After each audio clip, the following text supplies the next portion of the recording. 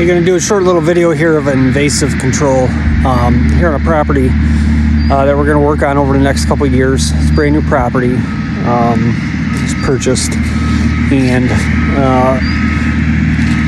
it's a small property. So the plan here isn't going to be a very big plan. It's not going to be complex or super detailed. And one of the main things here that we wanted to get under control in this small piece of property, it's a 10-acre piece, like I said, is invasives. And the reason why we want to get invasives under control here is when we look at the overall area that can be deer habitat, but also that can be used by the deer as far as travel, as far as browse, and areas the deer can get into and that are accessible. The invasives on this property have absolutely choked it down to very little, to where the deer are very limited as far as which trails to use, which parts of the property to access, and kind of direction. So when that much is limited, it also limits you as far as how you're going to hunt the property, how you're going to access the property, how you're going to utilize the different areas. So right now I'm standing in a food plot that we're going to work on. We don't have a set plan yet, but right now we're just doing cool season annuals. Behind me you can see how we're clearing out the woods. That was all bush honeysuckle, Asian bush honeysuckle, autumn olive, blackberry, black raspberry, multiflora rose,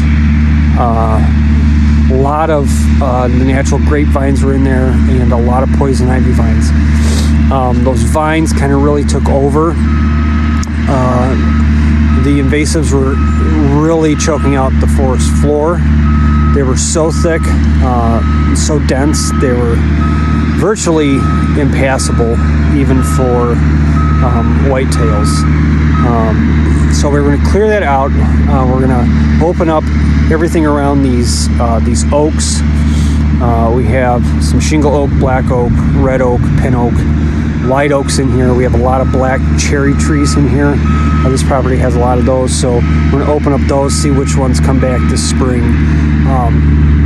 But we're really going to take this piece of property and try to utilize as much space to make it accessible for deer to use, pretty much so they can walk any direction, and they can cover any square inch of this piece of property on the backside here. And then over the next few years, we're going to start incorporating thermal cover, switchgrass. Then we're going to start utilizing locations for kill plots, clover trails to bring them in, and kind of set this property up for just kind of a really nice small piece to hunt and to use and enjoy. So stay tuned. It's going to be exciting to see how it comes together over the next few years.